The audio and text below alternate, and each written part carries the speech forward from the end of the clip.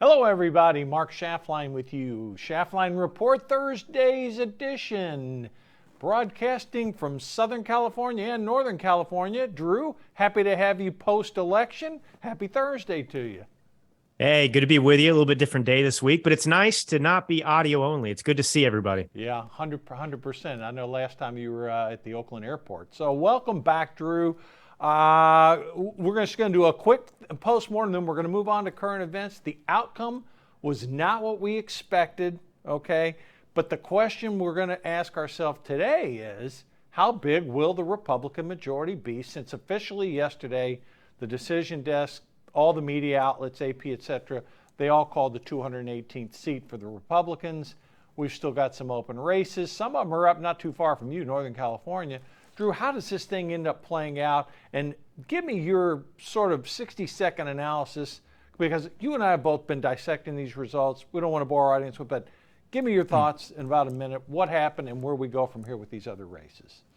Look, it wasn't a bloodbath for Republicans. It wasn't the red tsunami we were promised, and we were misled, and we're naturally disappointed. That's fine. You know, there's a lot of urgency on our side to take back as much as we can to see the country change. But look, the Democrats have been at this for 70 years, dismantling the country, indoctrinating people, and frankly, the situation is still just not bad enough for a lot of people.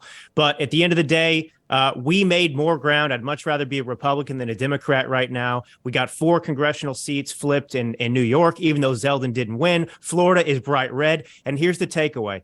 The way we transform the country is doubling down on conservatism.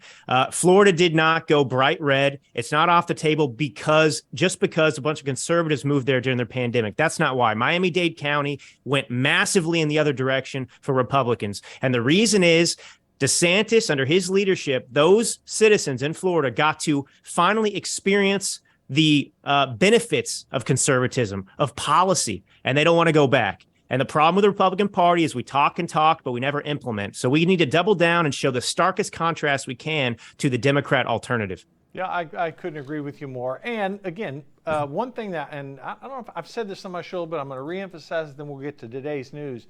I give the Democrats credit on 2 points, and they're very big points. One, they utilized early voting, ballot harvesting, you name it, they got their voters to the polls. Second, the Democratic Party focused its resources on races that were competitive, particularly in the House. They blew a lot of money in the Senate, but they really focused their money in the House. And some of those tight races, again, Republicans lost, a dozen races by less than 2 points. So again, I'm in your camp. It wasn't what we expected, but at the end of the day, if Herschel wins Georgia, we're at a 50-50 Senate, which is where we were when we started.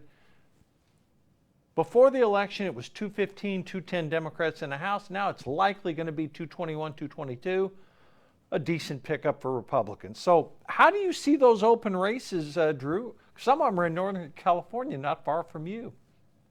Yeah, I mean, I think we might pick up 1 or 2 here. I mean, look, we've already secured the majority in the House. That's great. You know, obviously, the more seats we can add to it, the better, because, you know, on our side, we've got to compensate for the rhinos that are going to stab us in the back anyway. So, you know, having a simple majority isn't great for us anyway, because we're not united. You know, we're not the Democrats under the former, Speaker Pelosi. No more. Right. So yeah, look, I'm excited. There was a tourniquet election. We've got the House. We'll see. We'll watch those races and see. Some of them could very well go Republican. I think you were saying before the show, right? We could have 221, 22 seats still. Yeah. That'd be fantastic. Yeah, we're at 218 right now. I think by tomorrow they'll declare Lauren Boebert's race, and I'm expecting her to hang on. She's up by 1,200 votes right now. The cure period is over. They had to have all votes in by Wednesday. They'll be counting them today, maybe tonight, or no later than tomorrow. According to state election law, a winner has to be declared. I'm expecting Lauren Boebert to be a win. That'll be 219 for us.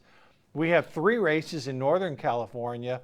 2 of them, the Republicans have a considerable lead, and I listened to a representative from the Republican National Committee. Based upon how those districts are, I expect 2 of those will definitely become Republican.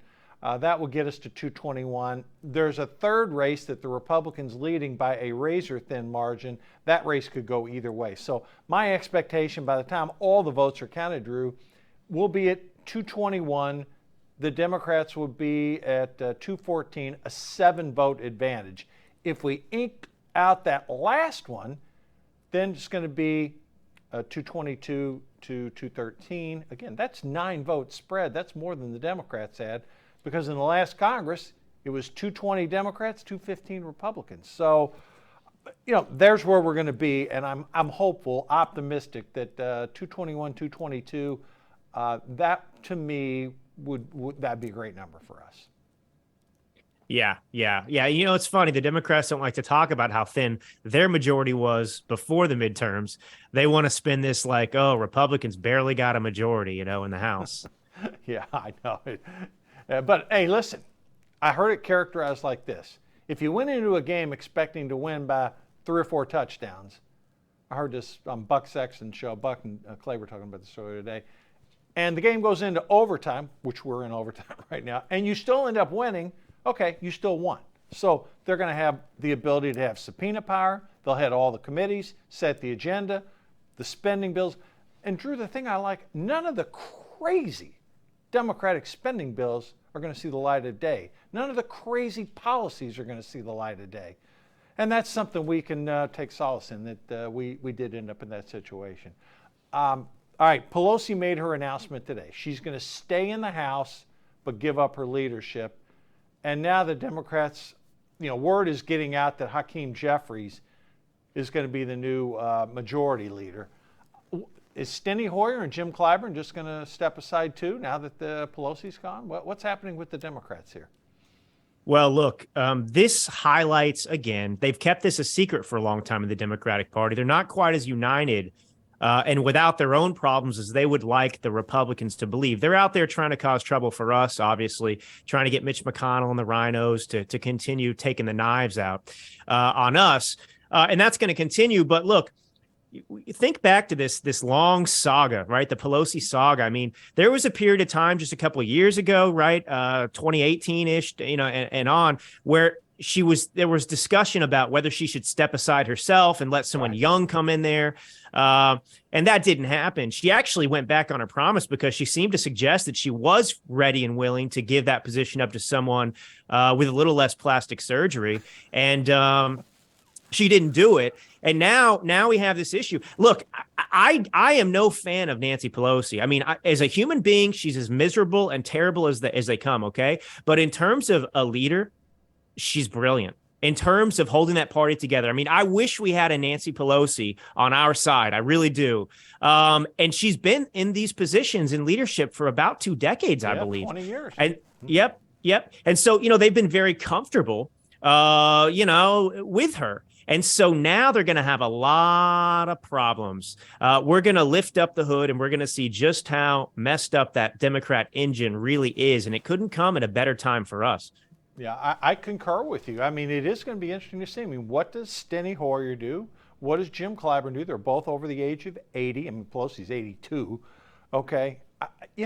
Will Jeffries ascend? I mean, that's what they're saying. So, now you're going to have Schumer in the Senate, Hakeem Jeffries, if he's the guy in the House. And then who becomes number 2, number 3?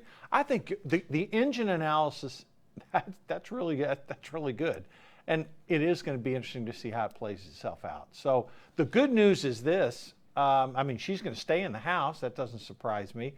Probably finish out this term and then have her daughter run and win. But we are going to see the gavel handed over to Kevin McCarthy or someone else, likely McCarthy. But anyhow, it'll be a Republican running the House. All right, let me shift away from what you and I have talked about really for the last week now. And let's get on to one election that's still pending. Drew, did you catch that case going on down in Georgia? The Democratic Party in the state of Georgia, get a load of this.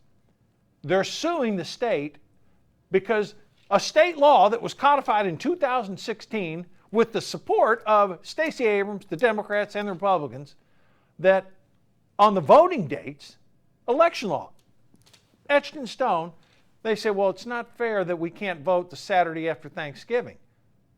Well, that's what the law says. The law in Georgia says you can't have an election vote 2 days before or after a holiday. Thanksgiving falls on Thursday, Friday, Saturday, you can't do it. It affects both sides the same way. But typical about the Democrats, we didn't exactly have Jim Crow 2.0. Georgia, they came out and voted in record numbers. So, Drew, what are the Democrats doing here? And how do you see the Walker-Warnock race shaping up? Well, look, I mean, the best I can explain this, and I haven't looked as thoroughly into that story, but what I would suggest is this: when the Democrats do things like that, trying to change the laws, look, we say, yeah, I mean, it's the same, benefits Democrats, Republicans, or hurts them both. But see, the Democrats always have a plan, right? So they want to go and impair the system, and they already have something ready to go in and take advantage of it. It's like mail-in ballots, right? You could argue, well, hey, we could take advantage of mail-in ballots too. But the point is, we're not there yet, and we don't want to do that. And honestly, we shouldn't be doing it anyway, but that's another conversation. My point is, in a state like California, right, even though it's got a lot of Democrats, they come in and say, okay, well, we have an enthusiasm problem for the Democratic Party, so how are we going to deal with this situation? Well, we'll universal mail-in ballots and ballot harvesting. So you don't have to worry. I'll go sit in your house. I've got the list of registered Democrat voters. I'll make myself a cup of coffee as I intrude, and I'll even fill the ballot out for you. And then I'll drop it off for you, if you weren't, enthusiastic. So my point is, this is the same kind of situation. They've got something in their minds about, hey, maybe we can work an angle here and try and make this go in our favor. So, that's that only Mark Elias knows, the job of the Hutt. Well, I think at the end of the day, they're a little bit nervous because with the Democrats already securing the House, and look, they've had a lot of elections in Georgia. They just had one. So I think their concern is more Democrats vote earlier than Republicans. And I think they're going to lose a day, and there may be Democratic votes in there that will not simply vote because, look, they've lost the Senate. They won the Senate with or without Raphael Warnock. I don't know. But the same thing on our side is how many of our voters are going to come out. Now, it looks like Kemp is supporting Walker aggressively. Trump is going to throw his support behind him.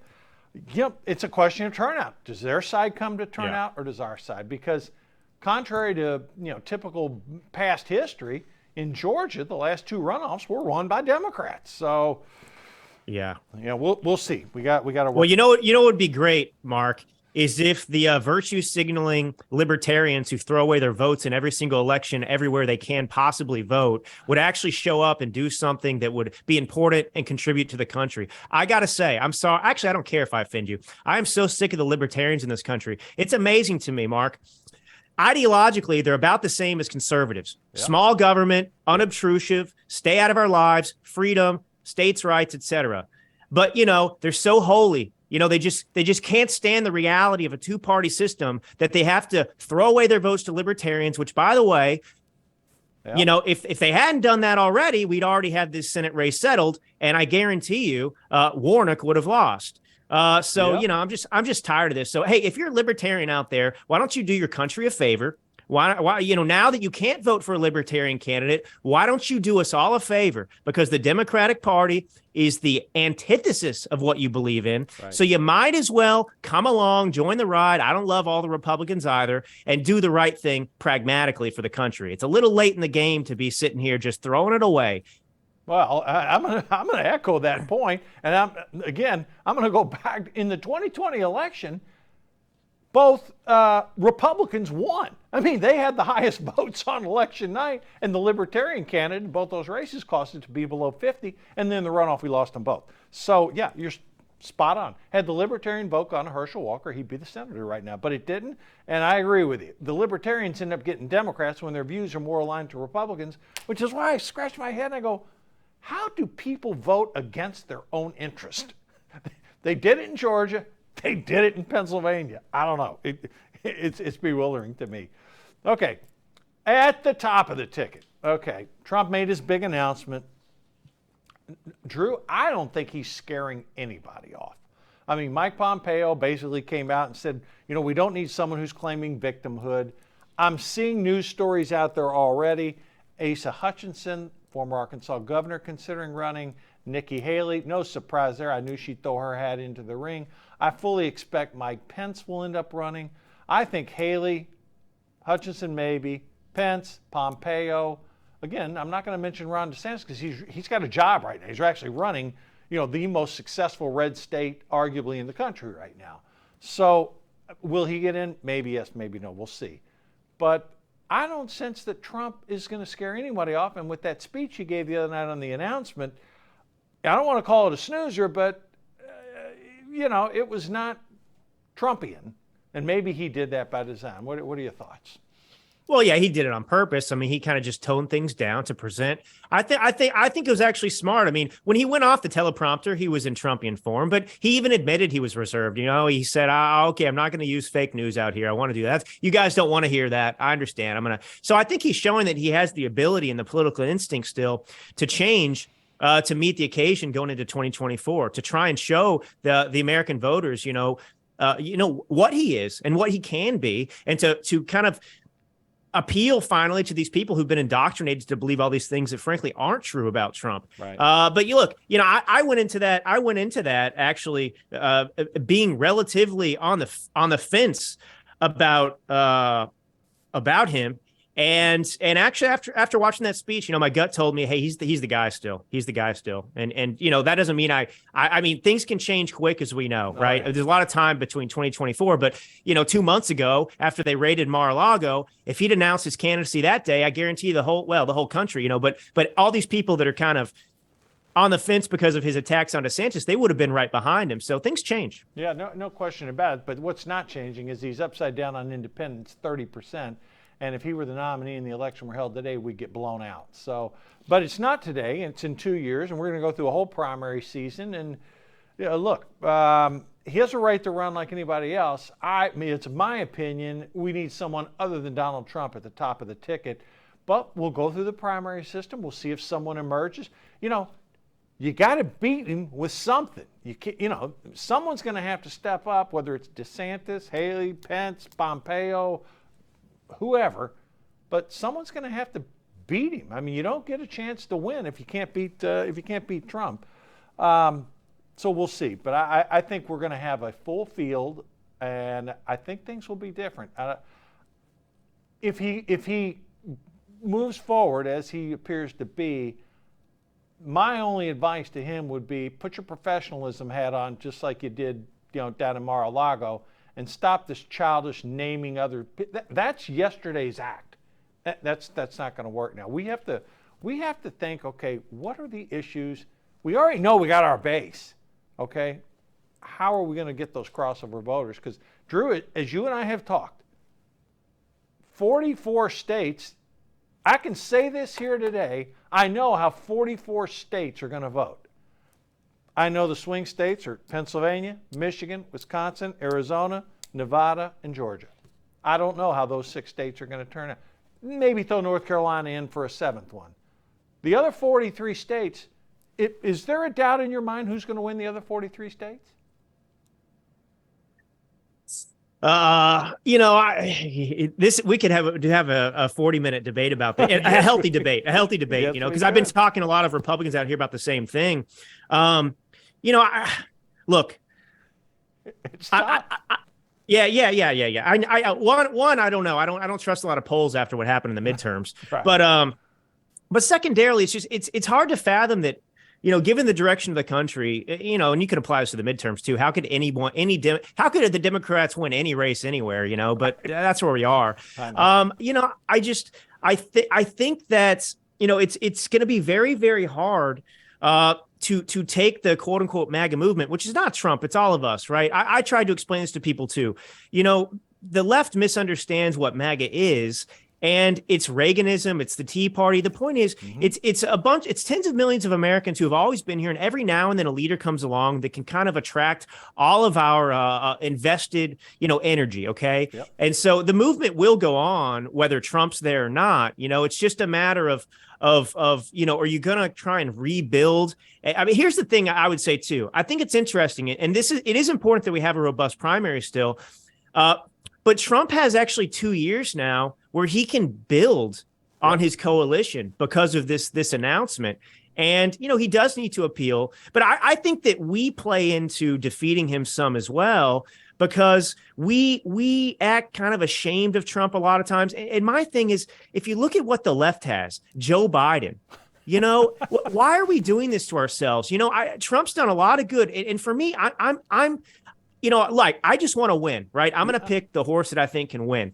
But if Trump's the guy, I'm not going to do this game where I hear relatives and stuff. They're ashamed. Oh, I wish it was nonsense. If Trump is our nominee, I'm going to support him 100%. But again, that's why we're going to have a primary. But I know as a political analyst, now, again, I can say reasonably confident, Drew, 43 states on that map, I can pencil them in right now who's going to win them.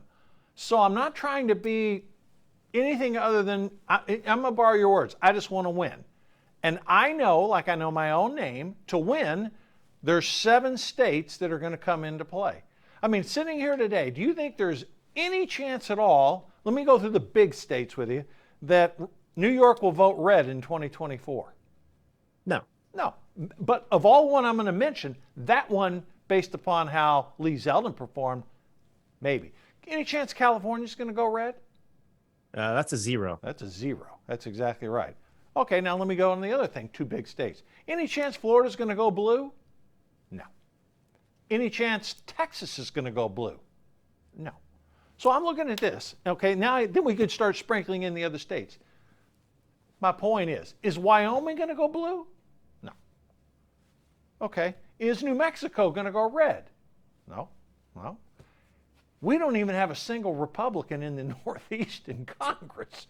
So what I'm saying is I'm not trying to be a cold-blooded SOB, but I'm just saying, you and I consider and talk about this, but at the end of the day, this is not a 50-state election. Alaska's going to offset Hawaii. Hawaii's blue, Alaska's red. Okay. I mean, could we get a vote or two, 2 states, Maine and Nebraska split vote? I mean, look, my point is this, you know it and I know it. 7 states will decide who the next president is. And then after all the lessons we learned out of the midterm, I'm saying we better elect as our nominee someone who can win the majority of those 7 states. Because if we don't, you're going to have President Joe Biden elected at the age of, 82 or whatever the hell he's going to be on election day in 2024. I don't know. But I'm being serious here. Somebody's got to be able, from the Republican Party, win the majority of those 7 states. So anyhow, I'll get off that subject. All right. We had an interesting thing happen down in Los Angeles, Drew. I don't know if you caught really news of. Karen Bass was elected mayor of Los Angeles. It was a really interesting race. They declared official yesterday. Rick Caruso, former Republican turned Democrat, spent $100 million of his own money, ran a great clean campaign, not negative, not dirty. And Bass, and he talked about the 2 issues that LA voters were concerned about, crime and homelessness. Well, Karen Bass talked about abortion, which has nothing to do with the city of Los Angeles. You're in California. You want an abortion? They're everywhere. You can go on. It's like a corner drugstore. No problem. But again, and what happened was African Americans voted for Bass. Whites voted for Caruso. Latinos split their votes slightly more toward Bass. She was the part of the Democratic machine, and she won. So I bring this up only to raise my point that you can't just run on the issues. I mean, we got to accept that fact that, some people, the issues don't matter. It's the personality, it's the demographic. I mean, that's just the way it is. I'm just bringing that up because the numbers, when you break it down, Drew, it was astonishing, but not a surprise in the least. Yeah, I mean, it was only surprise, if you let your just extreme optimism and hope and just prayer, for something to change in LA that it would go that way. And it didn't. And, look, I mean, I'm glad I don't live in LA anymore. If I did, I would definitely move out of there. I mean, I'm sorry. Everybody who voted for Bass is an absolute idiot. I know. Absolute idiot. And you know what? She, I loved it. I was looking at something today. Her when after it was announced that she won, she announced how wonderful it was that they chose change in LA. It's time for change. I mean, they chose the opposite of change. Right. I mean, but I just look. I don't mean to be.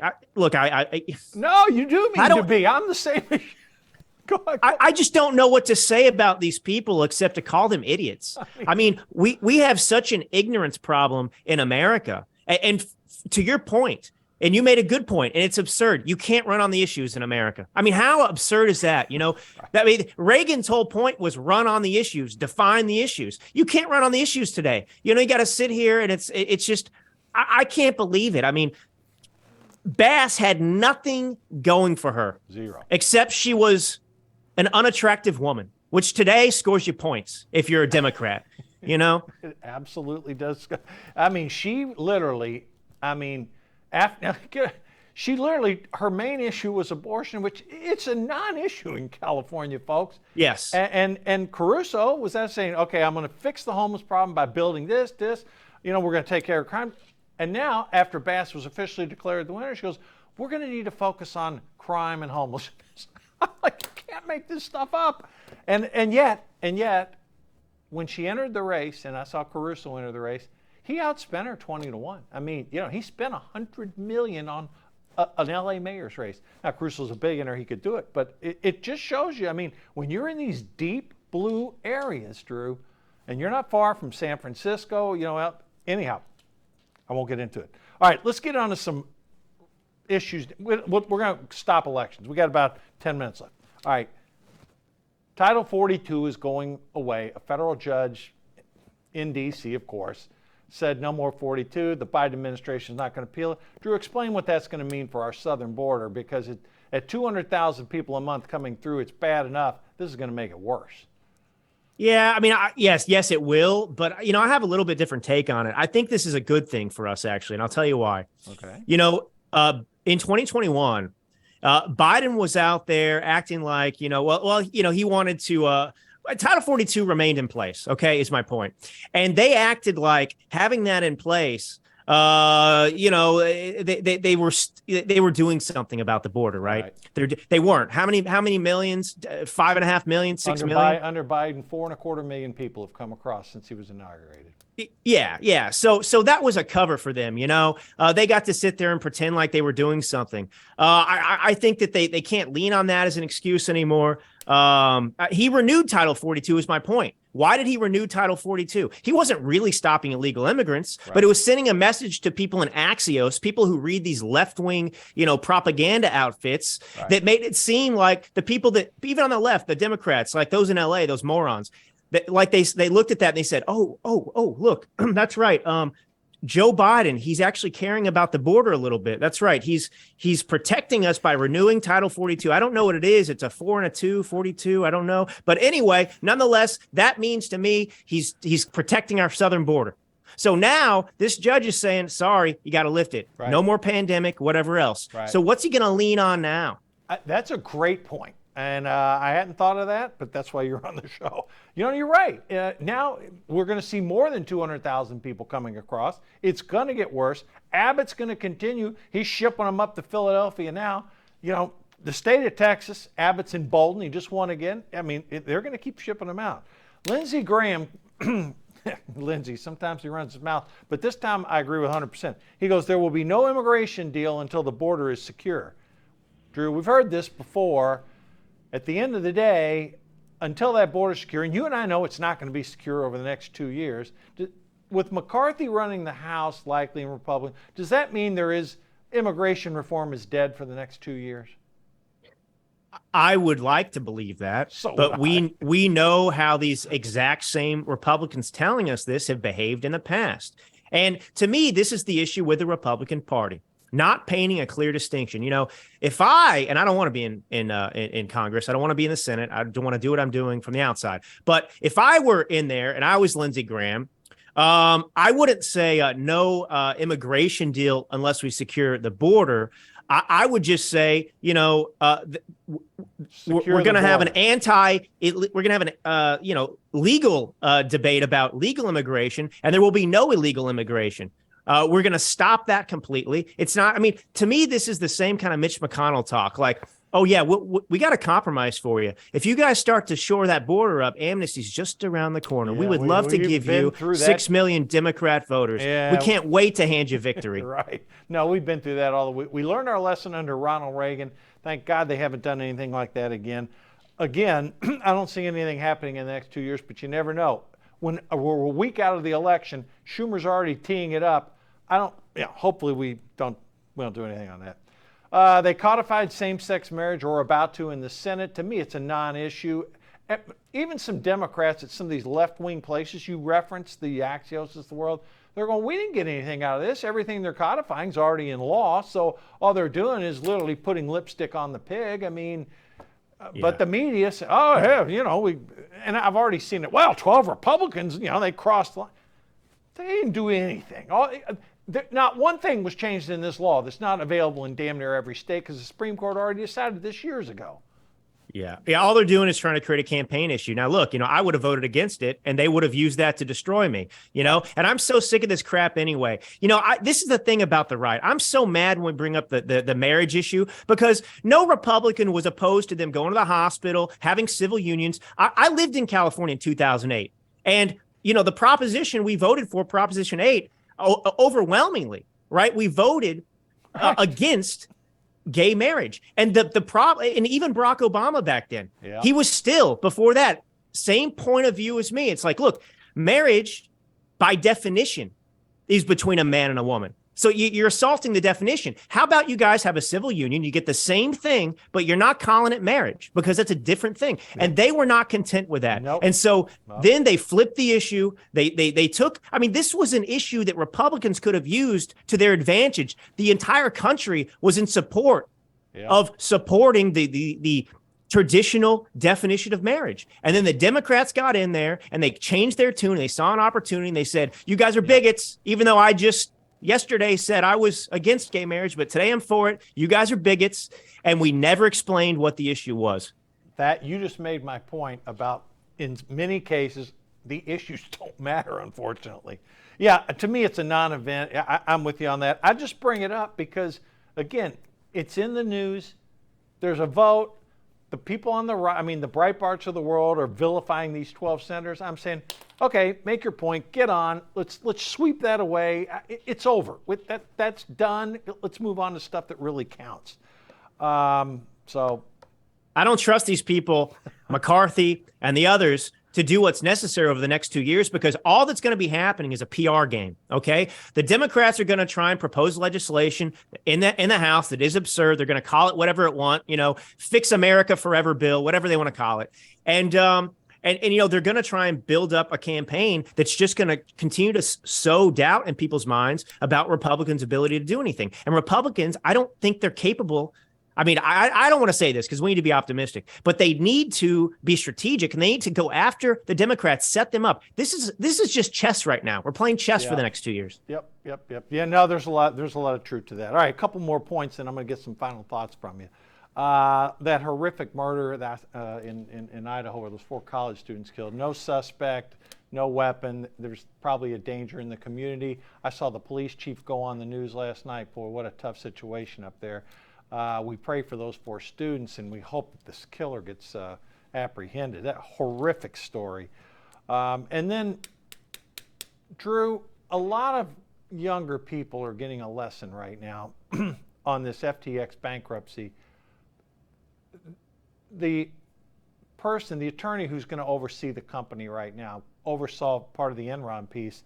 And I'm going to give a quote here, a complete failure of corporate controls. Drew, this is an unmitigated disaster for the crypto industry, in my opinion, rightfully earned.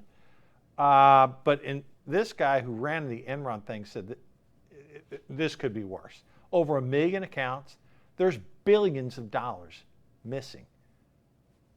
And as I mentioned on the show the other day, 25, 30 million bucks got contributed to Democrats. I hope the bankruptcy judge claws that back, because those are assets that really were the customers. And this guy, Bankman-Fried, what a debacle this is turning out to be for the industry. Your thoughts? Yeah, and I'm not going to get into the Ukraine aspect of it. That's some speculation there, of course. Could be true, could be not. It deserves attention. But look, this guy, I remember, more or less, I was young at the time, but I remember I went back and read about the Enron, and they tried to just hang Republicans over Enron. Dick Cheney and the other people. They had executives coming and visiting the White House, and it was, what did they know? And so on and so forth. This guy, Friedman, He visited the White House on multiple occasions. And it seems to me that they knew, because people are looking back on this Ponzi scheme, which it Yeah, it was. was a Ponzi scheme, right? Okay.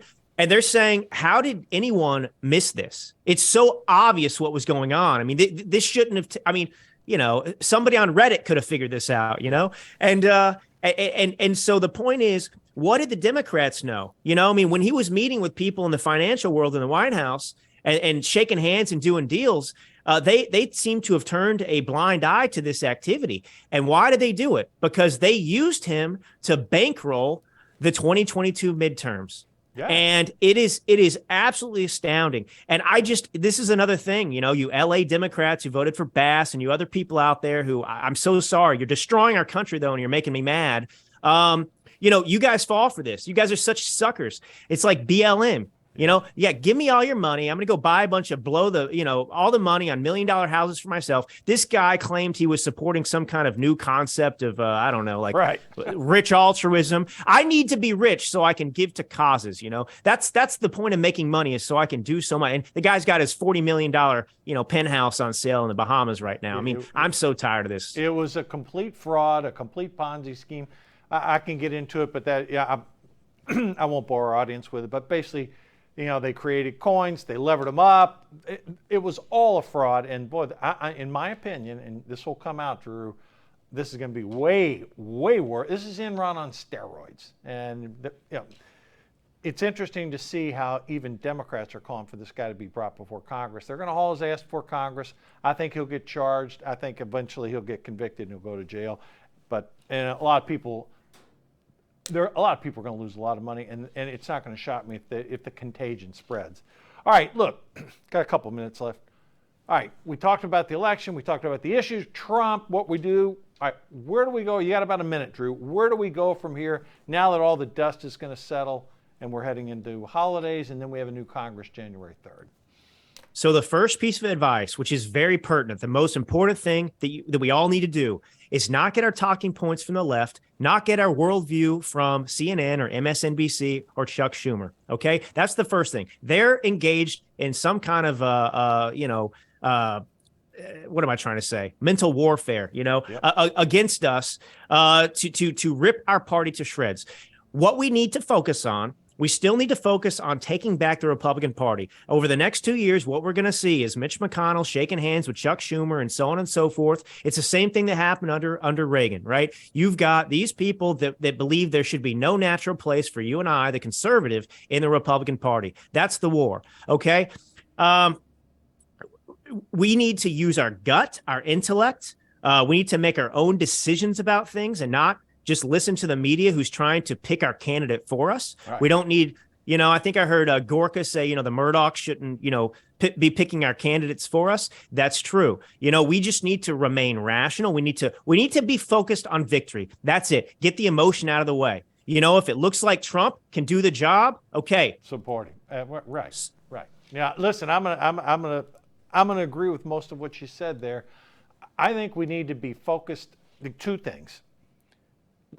Don't get caught up in the media crap. Focus on what's best for the American people. If you focus on the needs of the American people and stick to your conservative principles, and I'm going to add another thing. Follow what Ronald Reagan said. Do not continue to speak ill about fellow Republicans. If we start seeing Republican on Republican fire, it doesn't matter who we nominate, we're not going to win. So that we have got to govern in a way where, yes, we have orderly debate, but at the end of the day, when we're having votes, what is in the best interest of the American people?